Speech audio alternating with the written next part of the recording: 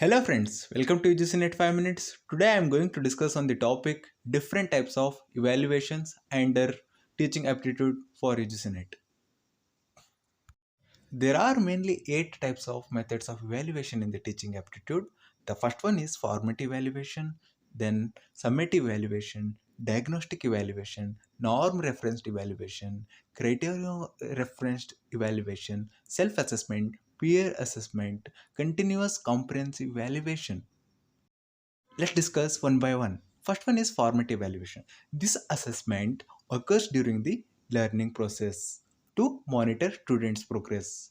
Suppose a lecturer is giving his lecture in the classroom or delivering his lecture in the classroom.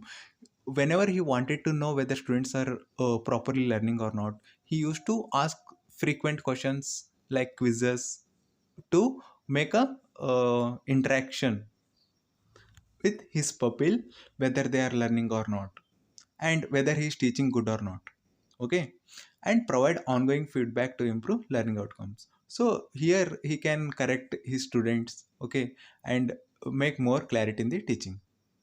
Then summative evaluation, it happens at the end of a learning period to assess the overall learning outcomes.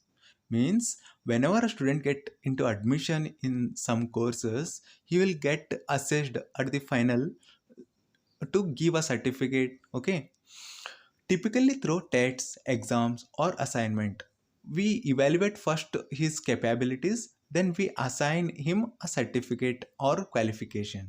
Third one is diagnostic evaluation. Under this, a teacher used to identify students' strength and weaknesses to create a personalized learning plans. Sometimes what happens, few students cannot be able to catch what lecturer used to tell. So then he used to diagnose the actual problem and help him to learn. It helps in understanding individuals' learning needs. Means here teacher can give a personal attention to a particular student. In the norm reference, the assessment compares a student's performance to a predetermined standard or norm. It includes tests like percentile ranks and grading on a curve. Here what happens when we evaluate a student, we compares with other students and give him a rank. Like things happen in UGC NET exam. Like if I scored 90.66 percentile, that means 90.66 percentile people are behind me. Okay. Next one is criteria referenced evaluation. Here the assessment measures a student's performance against specific criteria and standard. It focused on what student can do or understand rather than how they compare to others.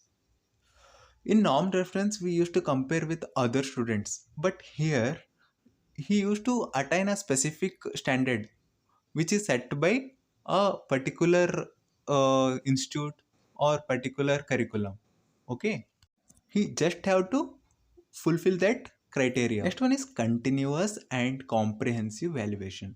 It's a holistic system of assessment that emphasizes regular assessment of students' understanding, abilities, and attitudes throughout the academic year. Means conducting a SEM-wise exam and some preparatory exams to improve the students' performance. Okay, that's it. Self-evaluation. Students assess their own work, progress, and understanding. It promotes self-reflection and self-regulation in learning. These things happens mostly in the research area. While a research scholar is making his ideas, then he used to self-reflect himself. Next thing is performance-based assessment. This evaluation involves tasks that require students to demonstrate their knowledge, skill, and understanding through projects, presentation, and real-life simulations. This means a student need to express himself practically by applying his knowledge, skill learned through the simulations. Here, simulation means creating an artificial environment to go through the practical environment when pilots are trained in the artificial demonstration before going to test really.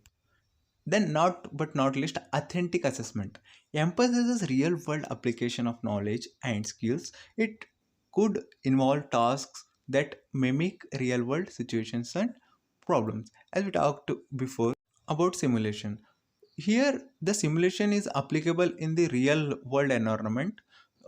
Then the things will be testified practically. Okay, thank you, thanks for watching, stay tuned, happy learning, and subscribe my channel. Is in 5 minutes.